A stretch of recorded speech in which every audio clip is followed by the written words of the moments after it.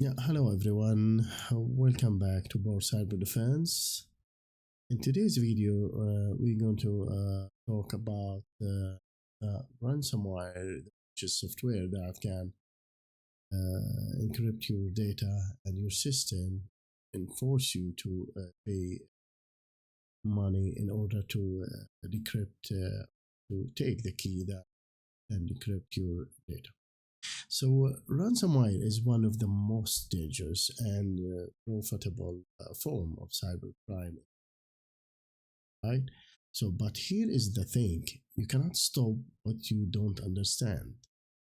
In this video, I'm going to walk you through exactly how ransomware is created, how attackers use it, and most importantly, how to defend yourself, your business, and your future from this evolving threats. So this guide is for educational purpose only, right?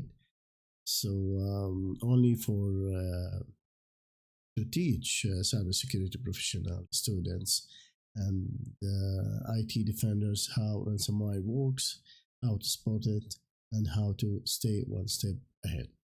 So without being said, let's get started.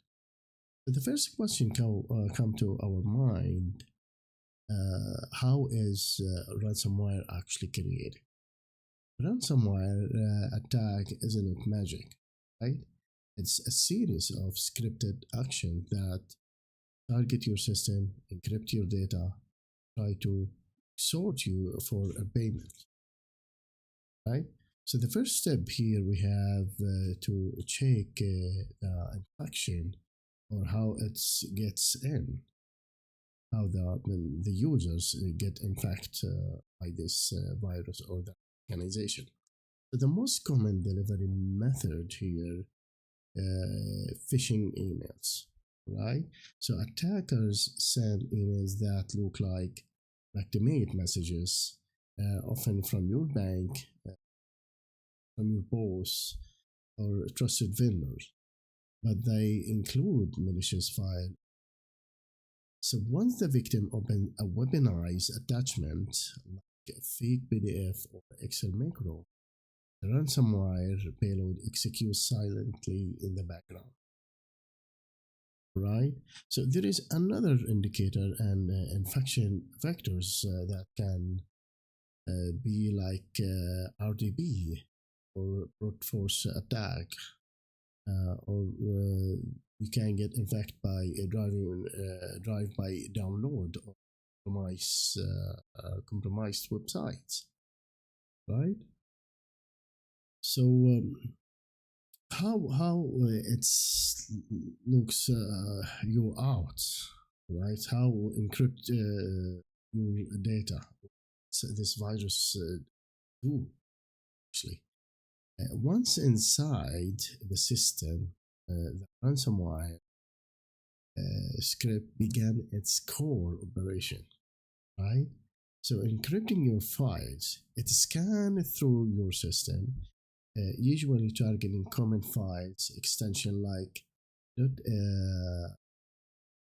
.docs or .pdf, .gbg, even backup files like .back, right?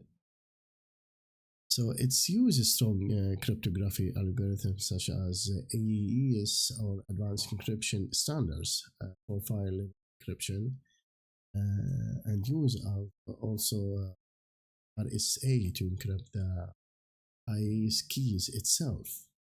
See how is really advanced and smart, which prevent decryption without the private key, right?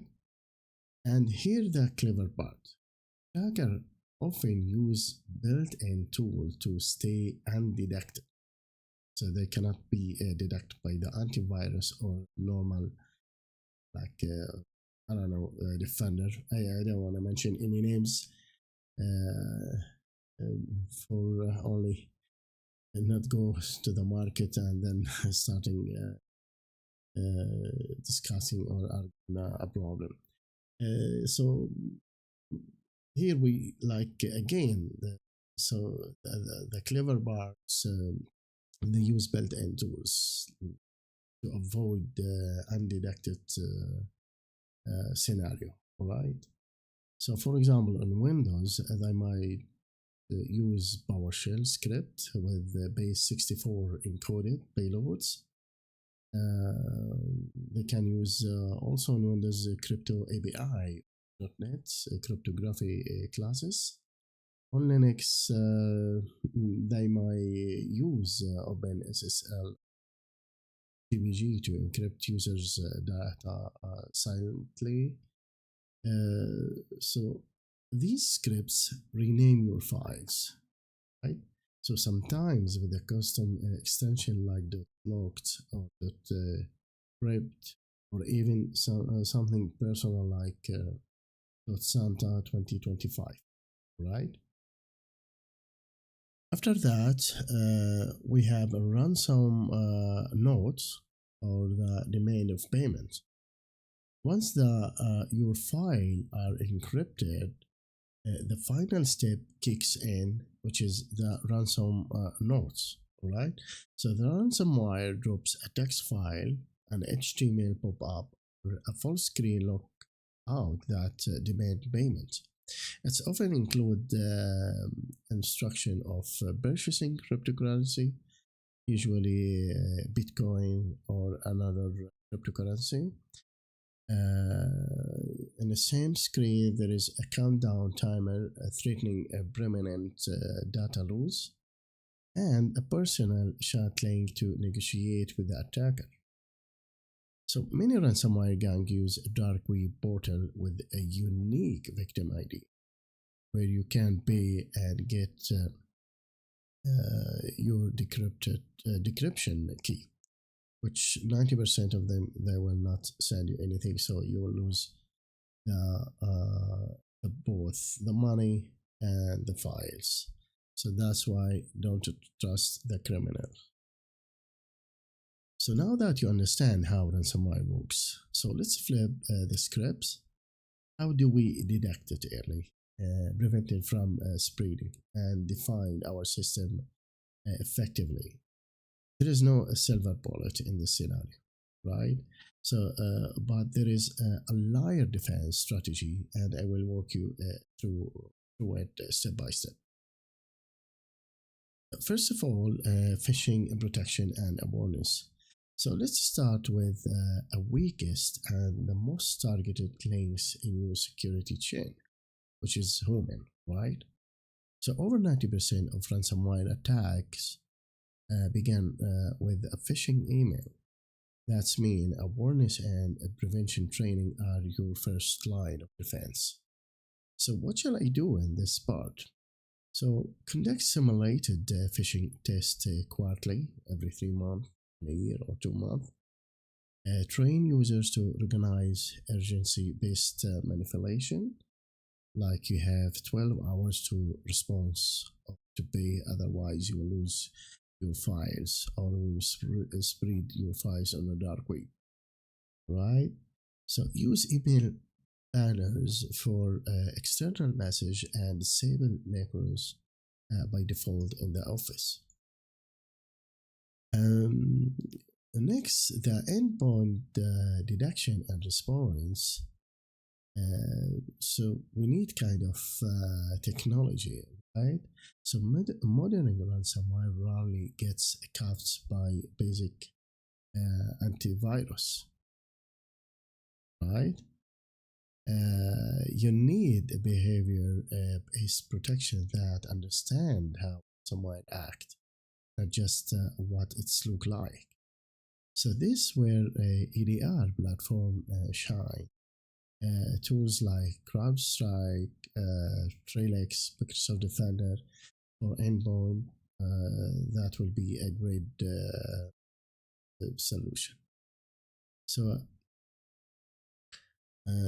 next we have network segmentation, right? So if the ransomware hits one machine, don't let it move sideways across your entire network, right? But like By default, most networks are tool flat, meaning if one endpoint is compromised, attacker can quickly escalate privilege and take down everything. So that's why you have to define by segmenting critical infrastructures, the file servers, backup, domain controllers, into separate VLAN. Implementing least privilege access. No one should have access to more than the need. Use firewall rules to limit lateral movement as well. That's very important. Now we come to the patch and vulnerability management. You heard this before, I believe, but it's still a massive issue. Patch your system, update your system. Every time you get like alert that there is a new update, just update your system, right? So WannaCry, NotPetya, and other major ransomware outbreaks exploded unknown vulnerabilities that had been patched months before the attacks. All right. So always stay ahead. Use automated patching tools or central patch management platform. Subscribe to CVE alert for critical system issues.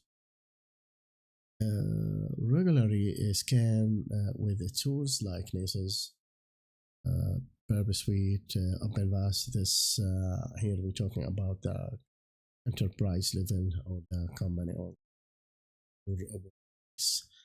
right. Now, when we come to the very important part, which is the backup and recovery issue, your ultimate file save. Okay? So everything else files, your backup are the only thing standing between you and the disaster, right? But not all backup are created equal. Your backup system is always connected. Ransomware can encrypt it too. So you have to be careful, right? So what shall I do here? So use offline or air-gapped backups. Backup regularly and verify restores monthly. Separate your backup credential from production systems. That's really important. So you don't need to build Fortress overnight, but if you start layering these defenses today, you will drastically reduce your risk and increase your organization resilience. Right? Now we reach the most important part of our video, proactive measures and strategy. All right. So up to now, we have talked about how ransomware attacks happen and how to detect it and define against them. But defense isn't enough anymore. The threat landscape is evolving fast, and the companies that thrive are the ones who prepare before the attack even happens. Here how a security forward organization build a proactive ransomware defense strategy. So the first step we're going to talk about threat modeling and risk mapping. So start with ransomware specific threat modeling. Ask questions like, what are our most critical assets? Where are our weakest points or links? What would a ransomware actor go after first? Like you have to build a visual map, a critical system that like emails, backup, Active Directory, etc. High risk department, which department has the more risk? Finance department, HR department, all right? External exposures, VPN, public ID, third-party tools. So use threat modeling like Microsoft Stride or WASP Threat Dragon, so that can help you to segregate and specify the risk the risk mapping. All right. Then we have a tabletop exercise and a playbook. So cybersecurity isn't just a tech problem, right? So it's a people plus process plus technology challenge. Tabletop exercise simulate ransomware attack and help your team walk through your response on paper before it's happened in real life. So during a tabletop, answer a question like, who do we notify first? IT department, legal department, stakeholders who go to be informed first. Who owns communication with the customers? How long unit until we can safely restore from backups? Do we ever consider paying the ransom? Tabletop reveal the gap in your plan, in your tech stack, and in your team's readiness, right? Next step, we have to build a ransomware response playbook. So your incident response plan should have a dedicated ransomware playbook and step-by-step guide to follow under pressure, right? So the key elements here, first, escalation protocols, disconnect infected system, log evidence preservation, chain of command for decisions, communication template for stakeholders, decryption tools, coordination of applicable. You don't want to be Googling how to respond to ransomware while your system are locked. That will be really funny and silly, right? So we move to red teaming and internal testing. So your internal security team or a trusted external partner should simulate ransomware inside you. You are not trying to crash the system here, you are trying to test it, right? So alerting mechanism here, the ADR configuration, logging coverage, team coordination under pressure. So red teaming turn assumption into proof, right? And that's where maturity lives. Next, we have zero trust strategy and access control. So here, finally, one of the best proactive strategy you can adopt is zero trust. That's mean never trust. Always verify, even internally, right? So in zero trust environment, no user or system has blanket access, right?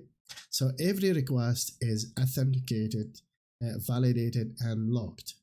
Segmentation, MFA, and continuous monitoring are default, right?